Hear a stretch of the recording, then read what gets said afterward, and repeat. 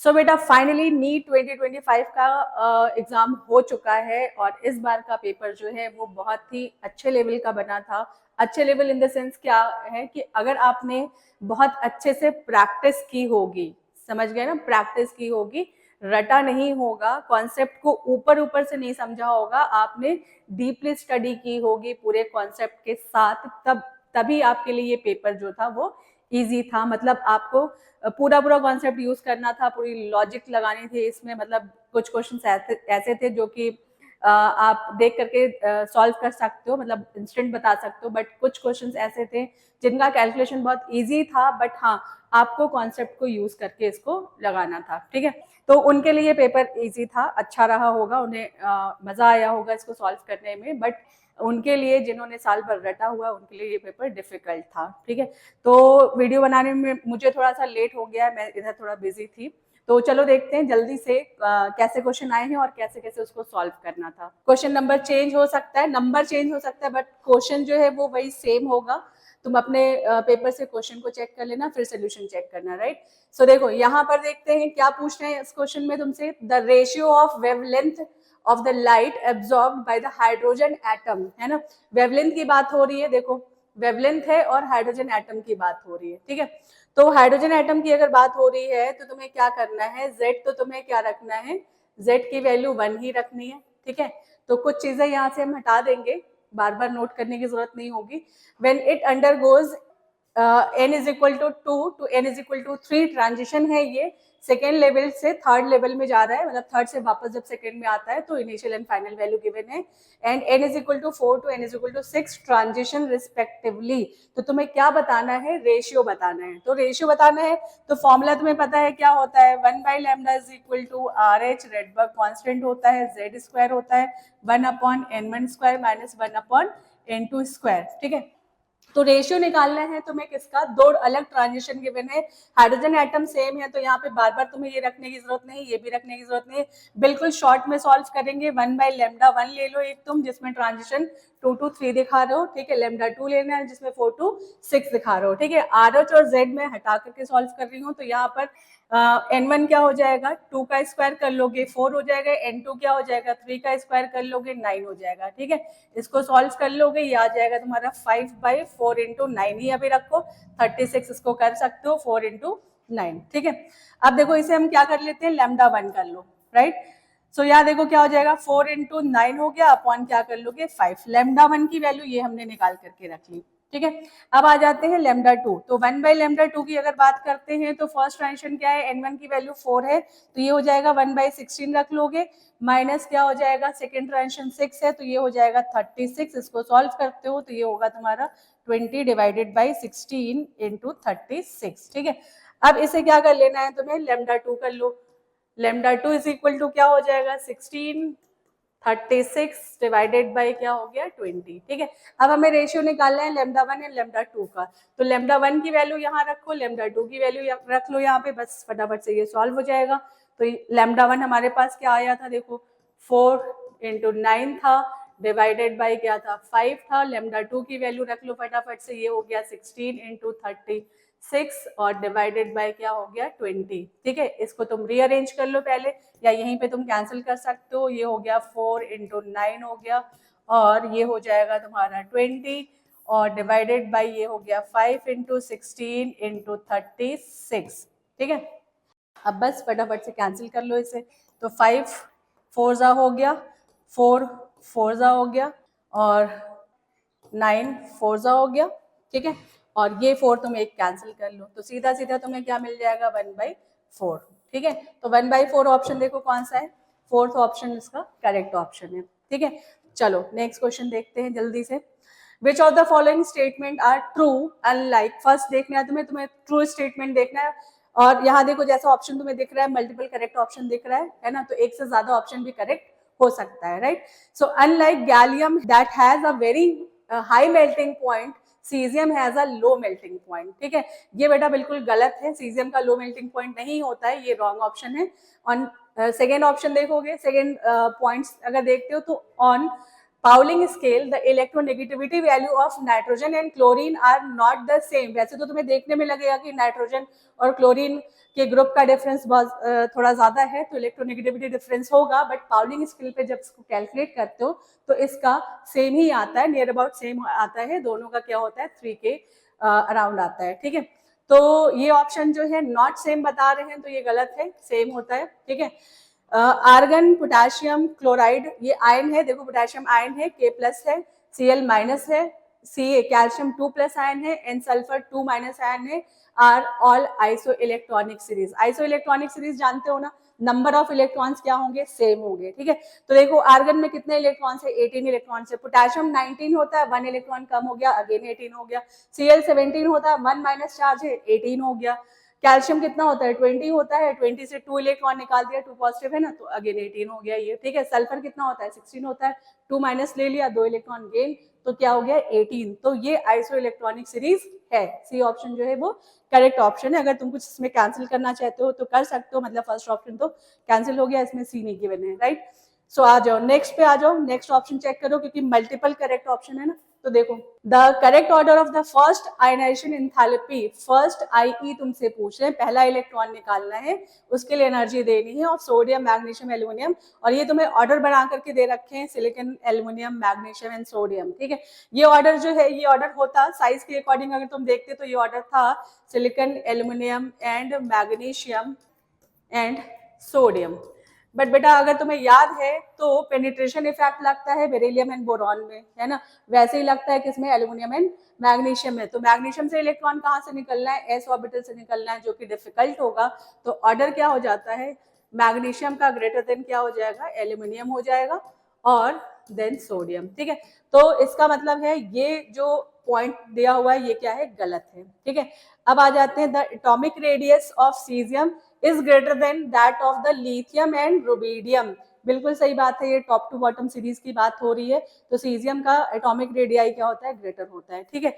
तो ये करेक्ट है। तो अब हमारे पास करेक्ट ऑप्शन कौन कौन से मिल गए, सी एंड ई, ठीक है। तो सी एंड ई चेक कर लो किसमें है, सी एंड ई, सेकेंड ऑप्शन इसका करेक्ट ऑप्शन है, ठीक है। चलो देखते हैं नेक्स्ट क्वेश्चन। तुम्हें मैच द कॉलम गिवन है, और यहाँ पे CO2 plus ion, Mg2 plus ion, और Pb2 plus ion and Al3 plus ion, इनका ग्रुप्स बताना है, ठीक है। ये जो है तुम्हारा ये प्रैक्टिकल केमिस्ट्री का पार्ट है, ठीक है, उससे बताओगे। तो यहाँ पर बेटा ग्रुप तो सीधे सीधे तुम्हें याद होगा अगर प्रैक्टिकल केमिस्ट्री तुमने पढ़ी हुई है। देखो क्या से मैच कराओगे, एल्युमिनियम का तो तुम्हें 3 पता है ना, 3 होता है एल्युमिनियम का, ठीक है। Al का 3 हो गया, तुम्हारा हो गया, Pb का 1 होता है, ठीक है, ये दो तो क्लियर है, ठीक। अब तुम्हारे CO2 प्लस आयन का क्या होता है, 4th ग्रुप होता है, और Mg2 प्लस का आयन का क्या होता है, 6 होता है, ठीक है। अब बस फटाफट से मैच कर लो। तो देखो इसको मैच करा लो तुम, ए का हमें क्या मिल रहा है, ए का मिल रहा है 3rd, ठीक है, और बी का हमें क्या मिल रहा है, बी का मिल रहा है 4th, और सी का क्या मिल रहा है, सी, पीबी का है क्या 1, एंड डी का हमें क्या मिल रहा है, डी का है बेटा 2nd, ठीक है। अब देखो ये कौन सा ऑप्शन मैच कर रहा है, 3 4 1 2, सेकेंड ऑप्शन इसका करेक्ट ऑप्शन है। आगे बढ़ते हैं, नेक्स्ट क्वेश्चन पे आ जाओ। ओके, ऑर्गेनिक का क्वेश्चन है, बहुत अच्छा क्वेश्चन है। Predict the major product of product P in the following sequence of the reaction, ठीक है। सिंपल से रिएक्शन है, इंपॉर्टेंट रिएक्शन है। यहाँ पर देखो क्या है, डबल बॉन्ड तुम्हें दिख रहा है, एल्कीन है, एल्कीन को क्या देना है तुम्हें, HBr देना है, और ये ध्यान रखना कि एडिशन ऑफ हाइड्रोजन हैलाइड है, तो वहां पे तुम्हें चेक करना पड़ता है कहीं ये पेरोक्साइड के प्रेजेंस में तो नहीं है, तो पेरोक्साइड के प्रेजेंस में है, तो यहाँ पे तुम्हारा एंटी मार्कोनिकॉफ रूल अप्लाई होगा।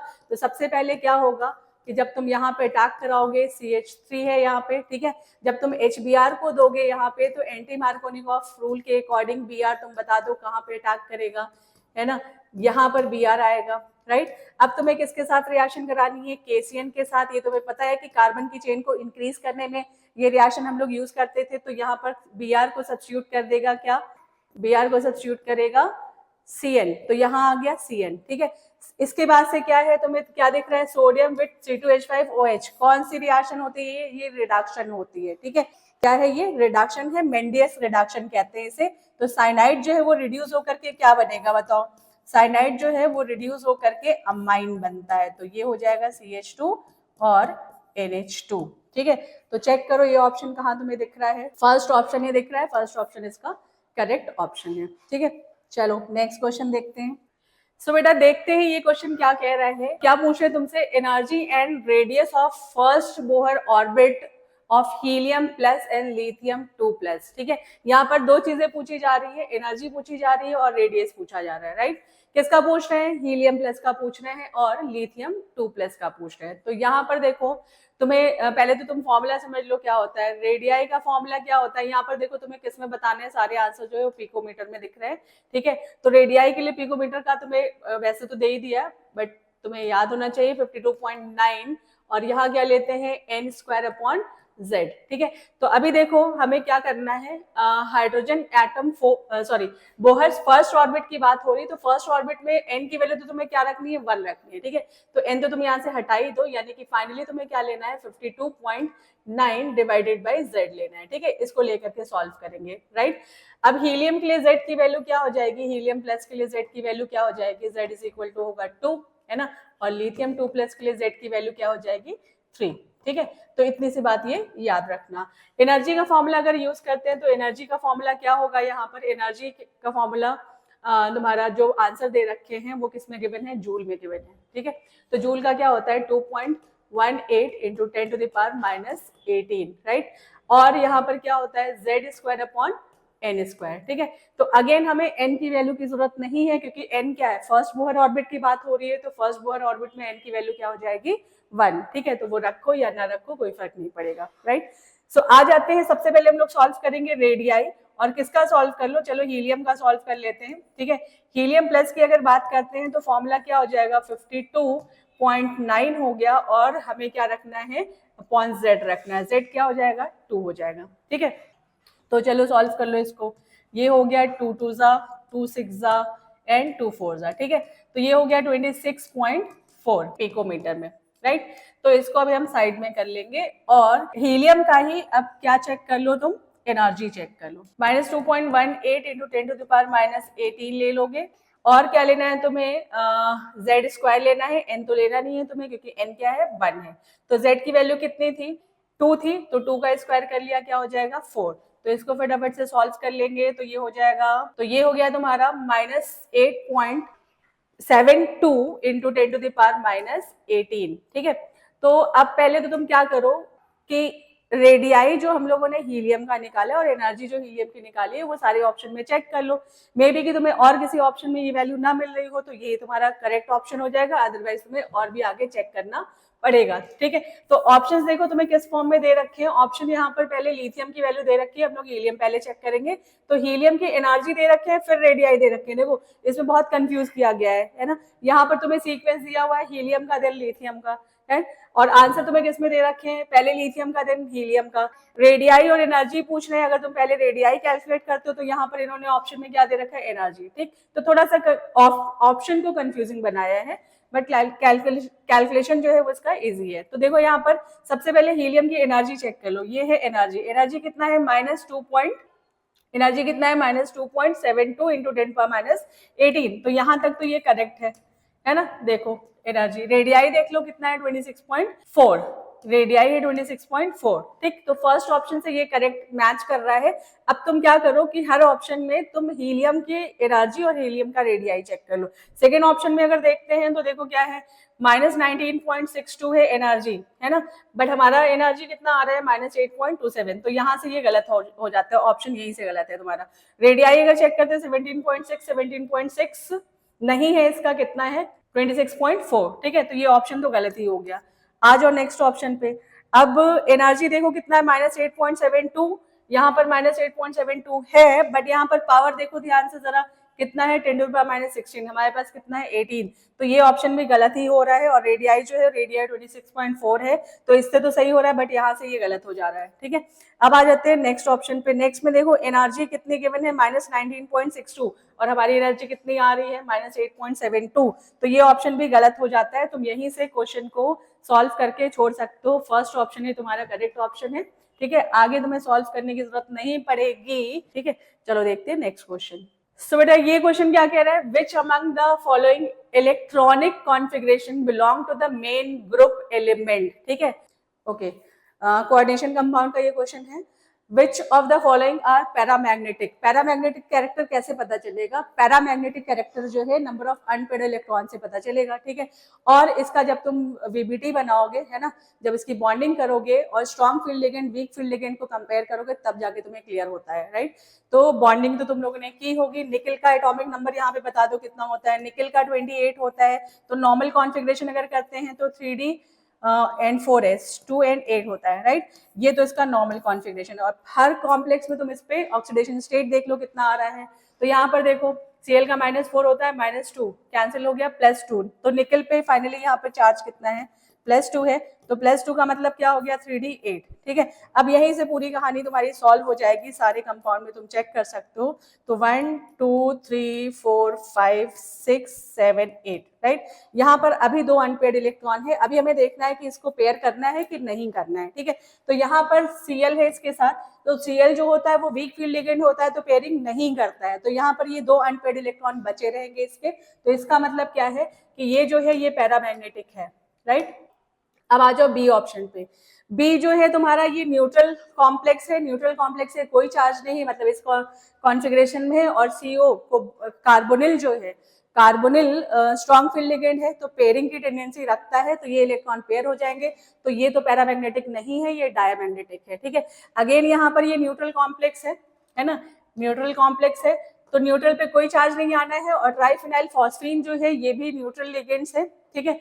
तो और पेयरिंग भी करेगा, स्ट्रॉन्ग में काउंट करते हैं इसको, ठीक है। तो पेयरिंग करेगा तो इसमें भी अनपेड इलेक्ट्रॉन नहीं बचेंगे। तो ये भी क्या हो जाएगा? डायमैग्नेटिक, ठीक है। अब आ जाओ यहाँ पर 6 कोऑर्डिनेशन नंबर है, 2+ चार्ज है। 6 कोऑर्डिनेशन नंबर है तो 2+ चार्ज के साथ डी के तो यही इलेक्ट्रॉन होंगे। अब वाटर जो है ये वीक फील्ड लिगेंड है, वीक फील्ड लिगेंड है तो पेयरिंग नहीं करेगा। जब नहीं करेगा तो ये पैरामैग्नेटिक हो जाएगा, ठीक है। तो अभी तो हमें 2 पैरामैग्नेटिक दिख रहे हैं, कौन से? ए एंड डी, ठीक है। ऑप्शन चेक कर लो, A and D, third option इसका करेक्ट ऑप्शन है, ठीक है। चलो आगे बढ़ते हैं। Given below are 2 statement. Statement first क्या कह रहा है? Like nitrogen that can form ammonia, जैसा कि नाइट्रोजन अमोनिया बनाता है, आर्सेनिक कैन फॉर्म आर्सेन, ठीक है। तो अमोनिया का जैसे बनता है NH3, ठीक है। क्या बनता है? NH3 हाइड्रोजन के साथ, ठीक है। आर्सेनिक जो है ये भी ASH3 बनाता है, ठीक है। तो ये बात तो सही कह रहे हैं, right. Second, antimony can not form antimony pentoxide. Antimony जो है ये Sb है, और Sb कह रहे हैं कि Sb पेंटाऑक्साइड नहीं बनाता है, ठीक है। तो Sb2O5 ये बनता है, ठीक है। मतलब पहली बात तो सही कही जा रही है, दूसरी बात ये गलत कही जा रही है। तो स्टेटमेंट फर्स्ट जो है ये ट्रू है, राइट। स्टेटमेंट फर्स्ट जो है ये करेक्ट है, सेकंड जो है वो इनकरेक्ट है। तो बोथ तो हटा दो। Statement first is correct but statement second is incorrect. Third option इसका करेक्ट ऑप्शन है। सो बेटा ये क्वेश्चन क्या कह रहा है? Which among the following electronic configuration belong to the main group element, ठीक है। इलेक्ट्रॉनिक कॉन्फ़िगरेशन दिया हुआ है और मेन ग्रुप एलिमेंट तुम्हें पहचानना है कि ये जो कॉन्फ़िगरेशन है वो उसी ग्रुप में रखा हुआ है जो ग्रुप रिप्रेजेंट कर रहा है SPDF, ठीक है। उससे कंफर्म करना है तुम्हें। तो देखो नियॉन होता है 10, 10 के बाद आता है 11, 11 जो होता है वो क्या होता है? अल्कली मेटल होता है। तो ये तुम्हारा 11 जो है वो S ब्लॉक एलिमेंट है, ठीक है। तो ये S ब्लॉक से एलिमेंट S ब्लॉक से रिजेंबल कर रहा है, तो ये करेक्ट है ना। आर्गन होता है 18, 18 के बाद से तुम्हारा आ जाएगा क्या? 3 and 4s2। अब 18 के बाद से तुम्हारा आ जाता है S ब्लॉक एलिमेंट, बिल्कुल सही है, ठीक है। और फिर क्या आ जाएगा? D ब्लॉक एलिमेंट, ठीक। तो ये तुम्हारा एटॉमिक नंबर कितना हो रहा है? आर्गन 18, 18 और 220 हो गया 23 जो है वो D ब्लॉक एलिमेंट है, और D में लास्ट इलेक्ट्रॉन जा रहा है, तो ये D ब्लॉक को रिप्रेजेंट कर रहा है, तो ये भी करेक्ट है ना। फिर आ जाते हैं क्रिप्टन। क्रिप्टन हो गया तुम्हारा 4D10 5s2, ठीक है। 36 and 10 ये P ब्लॉक से रिजेंबल कर रहा है, बिल्कुल सही कॉन्फ़िगरेशन है, तो ये P ब्लॉक हो गया, ठीक है। अब आ जाते हैं इस पे नेक्स्ट। अब देखो तुम्हारा आर्गन के बाद से तुम्हारा 3D10 के बाद से डी कंप्लीट होता है तो देखो पी ब्लॉक एलिमेंट आता है ना, तो पी नहीं रिप्रेजेंट कर रहा है, ये क्या बता रहा है, एस, जो कि गलत है, ठीक है, तो ये क्या हो गया, रॉन्ग। अब आ जाते हो इस पे, ठीक है, रेडॉन 86 होता है, 86 के बाद से तुम्हारा 4 और हो गया, तो 86 के बाद से 4 अगर ऐड करते हो तो ये तुम्हारा एटॉमिक नंबर कितना आता है, 90, और 90 जो होता है वो थोरियम होता है, ठीक है, और थोरियम जो है वो कौन से ब्लॉक का एलिमेंट है, ये एफ ब्लॉक का एलिमेंट है, तो एफ ब्लॉक का एलिमेंट है तो लास्ट इलेक्ट्रॉन किसमें होना चाहिए, एफ में था, होना चाहिए, बट एफ में इलेक्ट्रॉन इसमें रिप्रेजेंट नहीं कर रहा है, तो ये भी ब्लॉक को, उस ग्रुप को रिप्रेजेंट नहीं कर रहा है, ठीक है, तो हमारे पास दो गलत ऑप्शन हो गए, डी एंड ई, ठीक है, तो D and E third option इसका करेक्ट ऑप्शन है, ठीक है, okay. Dalton's atomic theory could not explain which of the following, इसमें लॉ ऑफ केमिकल कॉम्बिनेशन है, ये सारे लॉज है, कौन सा डाल्टन थ्योरी जो है वो एक्सप्लेन नहीं करता है, तो law of conservation of mass करता है, लॉ ऑफ कांस्टेंट प्रोपोर्शन भी करता है, लॉ ऑफ मल्टीपल प्रोपोर्शन भी करता है, गैसेस वॉल्यूम लॉ एक्सप्लेन नहीं करता है, ठीक है, तो ये ऑप्शन इसका इनकरेक्ट हो जाएगा। चलो नेक्स्ट आ जाते हैं। अब ये क्वेश्चन जो है, consider the following compounds KO2, H2O2 and H2SO4। ये क्वेश्चन बहुत ही सिंपल सा था, ऑक्सीडेशन स्टेट पूछे थे, इसमें तुम्हें पूरा सॉल्व करना भी नहीं पड़ता, अगर सिर्फ तुम पेरोक्साइड को ही पहचान लेते हो। H2O2 जो है, पेरोक्साइड में ऑक्सीजन जो होता है वो किस फॉर्म में होता है, उसका ऑक्सीडेशन स्टेट क्या होता है, -1, ठीक है, तो सेकेंड में -1 जो है सिर्फ और सिर्फ एक ही ऑप्शन में है, ठीक है, बट तुम यहाँ भी चेक कर सकते हो, KO2 में सुपर ऑक्साइड है, K का ऑक्सीडेशन स्टेट मतलब K का यहाँ पर क्या होगा, +1 होगा, ठीक है, और सल्फर का तुम निकाल ही लोगे, है ना, X मान करके, ये +1 × 2 हो गया और ये -2 × 4 हो गया, = 0 करके X निकालोगे +6 आएगा, ठीक है, तो वैसे तुम्हारा आंसर यहीं से पता चल गया था, सिर्फ तुम्हें बाकी कुछ सॉल्व करने की जरूरत नहीं थी, क्योंकि ये पेरोक्साइड का -1 किसी और ऑप्शन में नहीं है, ठीक है, okay.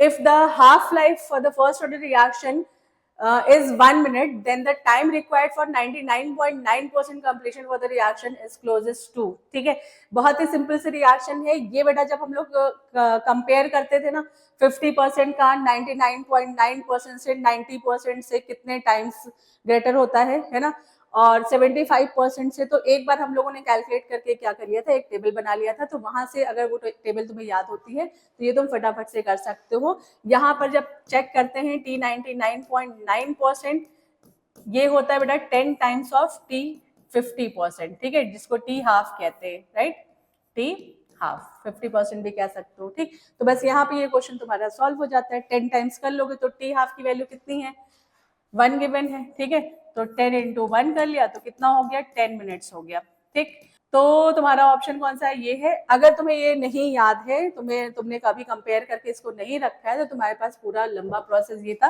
कि एक इक्वेशन तुम T50% का बनाते, जिसको हाफ लाइफ कहते हो, ठीक है, और कैंसिल हो जाए उसके लिए इजीली तुम क्या करते, तुम 2.303 अपॉन K रखते और लॉग इनिशियल अपॉन फाइनल करते हो, तो 100/50 होता है, 100/50 क्या हो जाएगा, log 2 हो जाएगा, log 2 की वैल्यू क्या रख सकते हो, 0.3010 लेके रख सकते हो। एक इक्वेशन तुम ये बनाते हो, दूसरी इक्वेशन तुम किसकी बनाते हो, 99.9% की बनाते, तो ये = हो जाता है 2.3 K, और यहाँ क्या रखते, log 100/0.1, है ना, 99% कंप्लीट हो गया है, तो फाइनली कितना बचा हुआ है, 0.1, तो log 100/0.1 रखते तो log 1000 हो जाता, log 1000 की वैल्यू क्या रखते, 3 रखते, है ना, तो ये हो जाता 3, इक्वेशन 2 बनती, और इसको तुम डिवाइड कर लेते, ये कैंसिल हो जाता, ये सॉल्व करते, इसकी जगह तुम्हें क्या गिवन है, 1 गिवन है, यहाँ 1 रखते, T99.9% तुम्हारा यहाँ पे इजिली सॉल्व हो जाता। तो एक प्रोसेस तुम्हारे पास ये भी था, अगर तुमने ये सारी चीजें पहले से तैयार करके नहीं रखी है कि T90% कितने टाइम्स होता है T50 के, 75% कितने टाइम्स होता है T50 के, है ना, तो फिर ये क्वेश्चन थोड़ा सा लंबा हो जाता है, अदरवाइज बहुत ही सिंपल सा, बस यहीं पे सॉल्व होने वाला क्वेश्चन था ये, ठीक है। चलो, the correct order of wavelength of light absorb by the following complex, ठीक है, अब देखो तुम्हें कॉम्प्लेक्स गिवन है, कॉम्प्लेक्स में coordination compound given, coordination complexes given है, यहाँ पर बात हो रही है वेवलेंथ की, बट डायरेक्ट हम लोग इसका वेवलेंथ तो कैलकुलेट करते नहीं है, एनर्जी से हम कंपेयर कर सकते हैं, ठीक है, एनर्जी की बात अगर करें तो ऑक्टाहेड्रल की स्प्लिटिंग की एनर्जी हो सकती है, टेट्राहेड्रल स्प्लिटिंग की एनर्जी हो सकती है, एनर्जी गैप तुम्हें पता है ना, क्रिस्टल फील्ड स्टेबलाइजेशन एनर्जी किस पे डिपेंड करता था, लिगेंड्स पे डिपेंड करता था, स्ट्रॉन्ग फील्ड लिगेंड है या वीक फील्ड लिगेंड है, ठीक है। स्ट्रॉन्ग फील्ड लिगेंड की एनर्जी क्या होती थी, एनर्जी गैप क्या होता था, ज्यादा होता था, वीक का क्या होता था, कम होता था, ठीक है। और अगर दोनों सेम हो जाए, मतलब वीक वीक लिगेंड्स हो जाए, तो वहां पर फिर कोऑर्डिनेशन नंबर डिसाइड करेगा। तो यहाँ पर तुम सिंपल सा पहले तो ये नोट कर लो कि एनर्जी जो है, एनर्जी के लिए तुम क्या करोगे, एनर्जी CFSE है, क्रिस्टल फील्ड स्टेबलाइजेशन एनर्जी। इसकी बात अगर करें तो ये डिपेंड करेगा किस पे, स्ट्रॉन्ग फील्ड लिगेंड अगर है, ठीक है, तो इसकी एनर्जी क्या होगी, ज्यादा होगी। इन केस वीक वीक हो गए या स्ट्रॉन्ग स्ट्रॉन्ग हो गए, तो उस कंडीशन में तुम्हें दूसरा पॉइंट क्या चेक करना है, दूसरा पॉइंट चेक करना है कोऑर्डिनेशन नंबर। तो कोऑर्डिनेशन नंबर अगर हम 6 लेते हैं, ठीक है, तो इसका एनर्जी होगा ज्यादा देन कोऑर्डिनेशन नंबर 4, ठीक है। बस इतनी सी चीज याद रखो तुम। और एक चीज और तुम्हें देखना है, क्योंकि एनर्जी तो नहीं पूछ रहे हैं ना, क्या पूछ रहे हैं तुमसे, तुमसे पूछ रहे हैं वेवलेंथ। तो एनर्जी और वेवलेंथ का ऑर्डर तुम्हें पता ही है, energy inversely proportional to wavelength होता है, इज इक्वल टू SC/λ निकालते हो ना, तो यहाँ पर वेवलेंथ का ऑर्डर तुम्हें क्या कर देना, उल्टा कर देना है, ठीक है। तो अभी हम अरेंज करेंगे किस ऑर्डर में, एनर्जी के ऑर्डर में, ठीक है। तो आ जाते हैं लिगेंड्स पे। अमोनिया और CN दोनों स्ट्रॉन्ग फील्ड लिगेंड है, और स्ट्रॉन्ग फील्ड लिगेंड में CN की रिएक्टिविटी जो होती है ज्यादा होती है, मतलब एनर्जी इसकी क्या होती है, ज्यादा होती है, ठीक है। तो CN का सबसे ज्यादा हो जाएगा। इसका मतलब है कि एनर्जी का ऑर्डर अगर हम बनाते हैं, ये बेटा एनर्जी का ऑर्डर है, ठीक है, एनर्जी का ऑर्डर अगर बनाते हैं तो B सबसे ज्यादा है, ठीक है, क्या है, B सबसे ज्यादा है, राइट। उसके बाद से आ जाएंगे क्या, A, ठीक। अब आ गए यहाँ पर दोनों, देखो वीक फील्ड लिगेंड है, वीक फील्ड लिगेंड है तो क्या हो जाएगा, 6 का ग्रेटर हो जाएगा देन 4, यानी कि क्या आ जाएगा, D एंड देन C, ठीक है। ये है एनर्जी का ऑर्डर। अब हमें क्या, किसके ऑर्डर में रखना है, वेवलेंथ के ऑर्डर में। तो इसका रिवर्स कर दो बस सीधा सा, तो ये B हो जाएगा less than A is less than D is less than C, ठीक है। और इसी ऑर्डर में तुम्हें बताना है।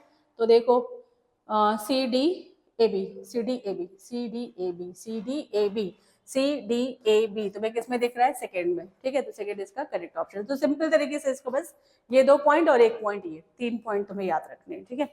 चलो next, which one of the following compounds can exist as cis and trans, ठीक है। cis and trans की कंडीशन क्या होती थी कि डबल बॉन्डेड कार्बन अगर है, डबल बॉन्ड में होता था, है ना, और क्या होता था, साइकिल में भी होता था। तो डबल बॉन्डेड अगर कार्बन है तो उस कार्बन के साथ सेम नंबर ऑफ ग्रुप नहीं जुड़े हुए होने चाहिए, ठीक है। तो फटाफट से चेक कर लो, पेंटइन अगर 1 पे डबल बॉन्ड है तो उसमें पॉसिबल तो बिल्कुल ही नहीं होता है। देखो 1 2 3 4 5 पेंटेन की बात अगर कर रहे हैं तो ये है, तो इस कार्बन के साथ क्या होगा, 2 हाइड्रोजन होगा, तो इसमें पॉसिबल नहीं है, सीधा हटा सकते हो इसको। 2 मिथाइल हेक्स 2 इन, है ना, तो 1 2 3 4 5 6 हेक्स है, और 2 पे क्या है तुम्हारा, मिथाइल है, राइट, और 2 पे ही क्या है तुम्हारा, इन है। तो अब देखो फिर से 2 सेम ग्रुप हो गए, तो इसमें भी पॉसिबल नहीं होगा, ठीक है।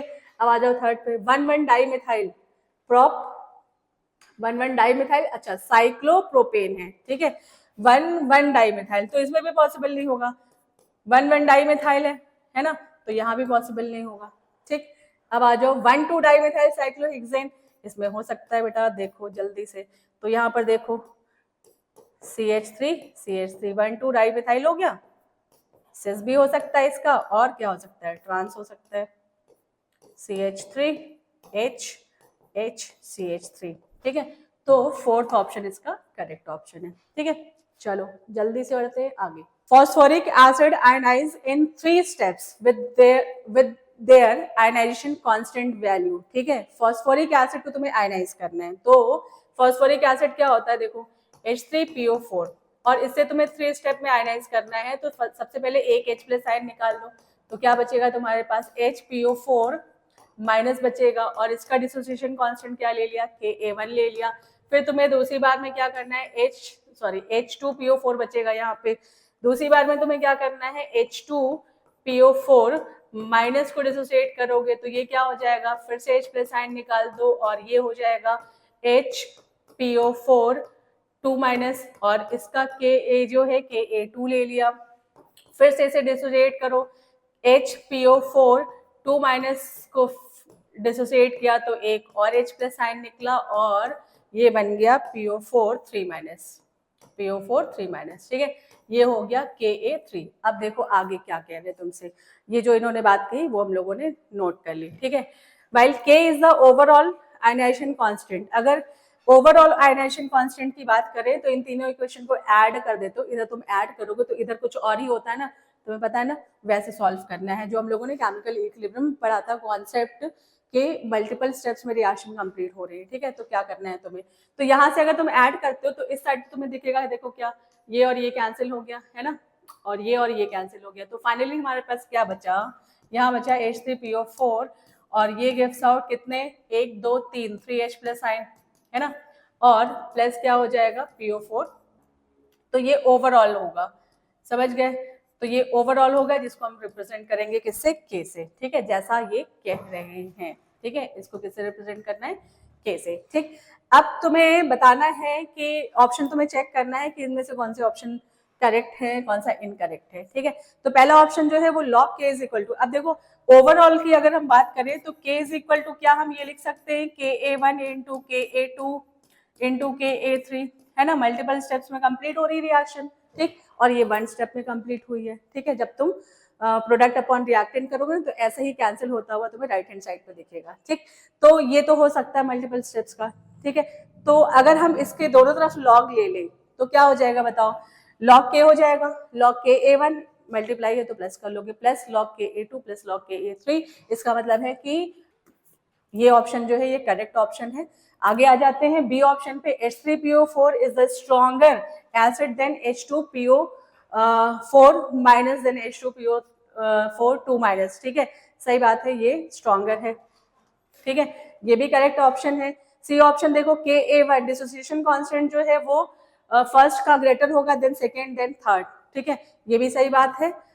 KA1 is equal to KA3 plus KA2 ratio में करके, प्लस करके रेशियो में नहीं आने वाला है, मतलब डिवाइड करोगे 2 से तो ये नहीं कैलकुलेट होगा, तो इसका मतलब ये जो है ये इनकरेक्ट है, तो तुम्हारा ABC फोर्थ ऑप्शन इसका करेक्ट ऑप्शन है, ठीक है। चलो जल्दी से आगे बढ़ते हैं। ऑर्गेनिक का क्वेश्चन है, which one of the following reaction does not, ठीक है, ध्यान रखना, does not give benzene as product, ठीक है। तो ये तो बेटा बहुत ही फेमस रिएक्शन है बेंजीन के फॉर्मेशन की, सोडा लाइम के साथ रिएक्शन करा रहे हो सोडियम बेंजोएट को, तो सीधे सीधे से ये लैब मेथड है, बेंजीन बनता ही बनता है, ठीक है। ये नॉर्मल हेक्सेन है, नॉर्मल हेक्सेन है, और ये तुम्हारा एरोमेटाइजेशन रिएक्शन है, ठीक है। एरोमेटाइजेशन रिएक्शन में नॉर्मल हेक्सेन से भी बेंजीन बनता है ना, हाइड्रोजन रिमूव करते जाते हो, ठीक है, पहले साइक्लोहेक्सेन बनता है देन बेंजीन बन जाता है। एसिटिलीन, एसिटिलीन को रेड हॉट ट्यूब से पास करते हो, ये भी अगेन बहुत इंपॉर्टेंट रिएक्शन है, 3 मोल्स तुम्हें इसके लेने होते हैं, ठीक है, तो क्या बन जाता है, बेंजीन बन जाता है, यह बन जाता है बेंजीन, ठीक है। अब देखो यहाँ पे N2Cl है, बेंजीन डाइसोनियम क्लोराइड है, और ये क्या है, वार्म वाटर है, ठीक है। तो वाटर जब लेते हो तो ये बेंजीन नहीं बनता, ये क्या बन जाता है, फिनॉल बनता है, और साइड में तुम्हारा N2 निकल जाता है, और H को चाहो तो तुम Cl को दे सकते हो वाटर के, ठीक है। तो ये तुम्हारा साइड प्रोडक्ट बनता है, क्लियर। तो तुम्हारा क्या क्वेश्चन क्या पूछा था, डज नॉट फॉर्म, तो ये benzene diazonium chloride does not form benzene, ठीक है, सीधा सा क्वेश्चन था। इलेक्ट्रोकेमिस्ट्री का क्वेश्चन आ गया, if the molar conductivity of 0.050 moles per litre solution of the monobasic acid is 90, है ना, Simon centimetre square moles inverse है, यूनिट दी हुई है, it's extent of degree of dissociation, मतलब तुमसे क्या पूछ रहे हैं, अल्फा पूछ रहे हैं, सीधी सी बात, पहले अल्फा बताना है तुम्हें, तो यहाँ पर तुम्हें मोलर कंडक्टेंस लेना है at any concentration upon molar conductance लेना है एट इनफाइनाइट डाइल्यूशन, ठीक है। तो इनफाइनाइट डाइल्यूशन को ऐसे ले लिया, राइट। तो अब देखो कि इस पर्टिकुलर कॉन्सेंट्रेशन पे तो गिवन है, ये देखो 90 गिवन है, समझ गए। अब लेकिन इनफाइनाइट डाइल्यूशन पे मोनोबेसिक एसिड का गिवन नहीं है, तो यहाँ पे तुम्हें निकालना है, सपोज हमने HA ले लिया, तो ये क्या हो जाएगा, कंडक्टिविटी ऑफ H प्लस आइन, है ना, प्लस कंडक्टिविटी ऑफ क्या लेंगे, A माइनस आइन, ठीक है, इसकी वैल्यू गिवन है, ठीक। तो फटाफट से यहाँ पे रख करके सॉल्व कर लो, इसकी वैल्यू गिवन है 349.6 हो गया, और इसकी वैल्यू कितने गिवन है, 50.4, ठीक है, ये तुम्हारा आ जाएगा 400, राइट। तो यहाँ रख लिया आपने क्या, 400, ठीक है। बस अब इसको तुम सॉल्व कर लो जल्दी से, तो ये आ जाएगा तुम्हारा 0.225, ठीक है, सिंपल सा था। इलेक्ट्रोकेमिस्ट्री से और भी डिफिकल्ट क्वेश्चंस बन सकते थे, बट ये बहुत ही सिंपल सा क्वेश्चन गिवन था, है ना, मतलब तुम्हें पूरी कंडक्टिविटी पूछी जा सकती थी किसी वीक एसिड की, स्ट्रॉन्ग इलेक्ट्रोलाइट्स का दे करके किसी वीक इलेक्ट्रोलाइट का पूछ सकते थे, है ना, उसके बाद से डिग्री पूछ सकते थे, ठीक है। अच्छा ओके, ठीक हो गया, परसेंटेज ये निकाल लिया। नेक्स्ट आ जाते हैं, given below are two statement. First statement क्या कह रहा है, a hypothetical diatomic molecule with bond order 0 is quite stable. बिल्कुल भी नहीं होता है, स्टेबिलिटी जो होती है वो बॉन्ड ऑर्डर के डायरेक्टली प्रोपोर्शनल होती है, ये तुम्हें पता ही है ना, केमिकल बॉन्डिंग में पढ़ते हो। और जिसका बॉन्ड ऑर्डर 0 आता है इट मींस कि मॉलिक्यूल डज नॉट एग्जिस्ट, तो मॉलिक्यूल एग्जिस्ट ही नहीं कर रहा है तो वो स्टेबल कैसे होगा बताओ, नहीं होगा। तो फर्स्ट स्टेटमेंट तो गलत है। सेकेंड स्टेटमेंट देखते हैं, as bond order increases bond length increases. बिल्कुल भी गलत बात है, ये बॉन्ड ऑर्डर और बॉन्ड लेंथ जो होते हैं वो इनवर्सली प्रोपोर्शनल होते हैं, ठीक है। तो दोनों पॉइंट सरासर ये गलत कह रहे हैं, तो हटा दो इसको।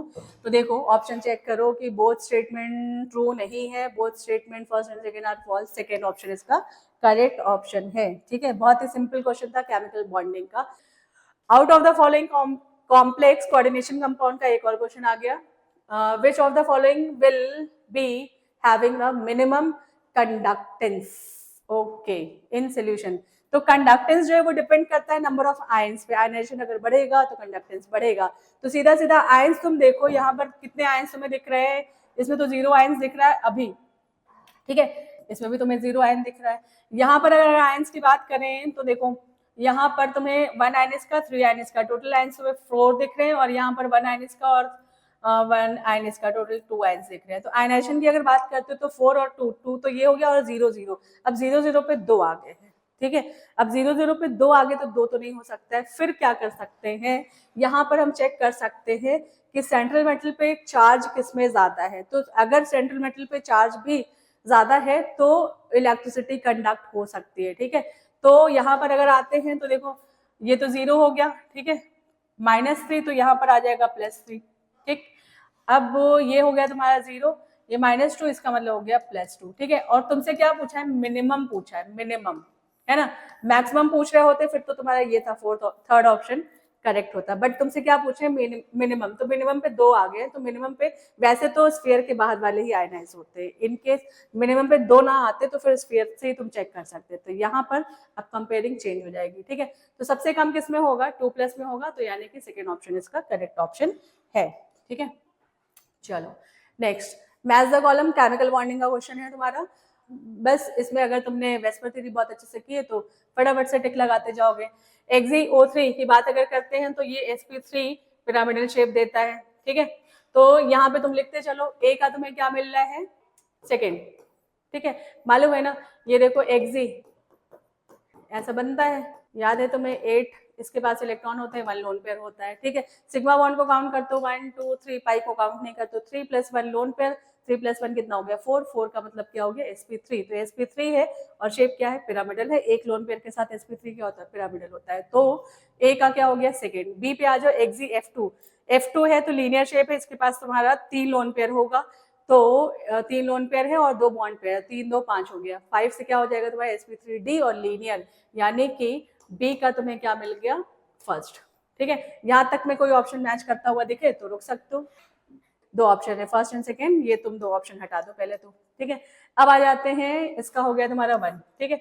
XeOF4, ठीक है, तो XeOF4 का क्या हो जाएगा तुम्हारा 4, इसके सिग्मा बॉन्ड ये वाले हो गए और एक सिग्मा बॉन्ड ये हो गया, 5 हो गया, और एक इसके पास लोन पेयर होगा, तो 5 और 1 6 हो गया, sp3d2 स्क्वायर पिरामिडल शेप इसका होना चाहिए। तो ये हो जाएगा तुम्हारा सी का कौन सा आ रहा है, स्क्वायर पिरामिडल 4th, ठीक है, सी का 4, तो सी का 4 तुम्हारा यही ऑप्शन है, बट तुम एक और बचा हुआ है चेक कर सकते हो, XeF6 में 8 इलेक्ट्रॉन Xe के पास है, F के साथ 6 की बॉन्डिंग हो रही, तो 6 सिंगल बॉन्ड हो गया इसके, सिग्मा बॉन्ड और एक लोन पेयर हो गया, टोटल कितने हो गए 7 हो गए। 7 को डिस्ट्रीब्यूट करोगे तो sp3d3 आएगा, और sp3d3 के साथ ये क्या देगा, डिस्टॉर्टेड ऑक्टाहेड्रल देगा, ठीक है। तो डी का क्या हो जाएगा, थर्ड, ठीक है। मतलब पूरा ग्राउंड स्टेट एक्साइटेड स्टेट नहीं बनाना है, ठीक है, ऐसे बता सकते हो, ओके। अब ये तुम्हारा क्वेश्चन जो है, यहाँ पर देखो डेल्टा एच किसमें गिवन है, -74.8 किलोजूल पर मोल। नेगेटिव डेल्टा एच का मतलब क्या होता है, डेल्टा एच की वैल्यू अगर नेगेटिव में आती है तो प्रोसेस कैसा होता है, एक्सोथर्मिक होता है। ठीक है, एक्सोथर्मिक अगर होता है तो ग्राफ तुम्हारा कहाँ जाता है, ग्राफ तुम्हारा ऐसे जाता है ना, देखो। ठीक है, डेल्टा एच तुम यहाँ निकाल दो। ठीक, तो अब देखो दो ग्राफ तो तुम कैंसिल कर लो, जो तुम्हारा एंडोथर्मिक दिखा रहा है ये तुम्हारा एंडोथर्मिक है, हटा दो इसे, ये भी तुम्हारा क्या है, एंडोथर्मिक है। ठीक, अब तुम्हारे पास दो ऑप्शन बचे, दोनों ऑप्शन में ये देखो यहाँ पर ये वैल्यू दिख रही है।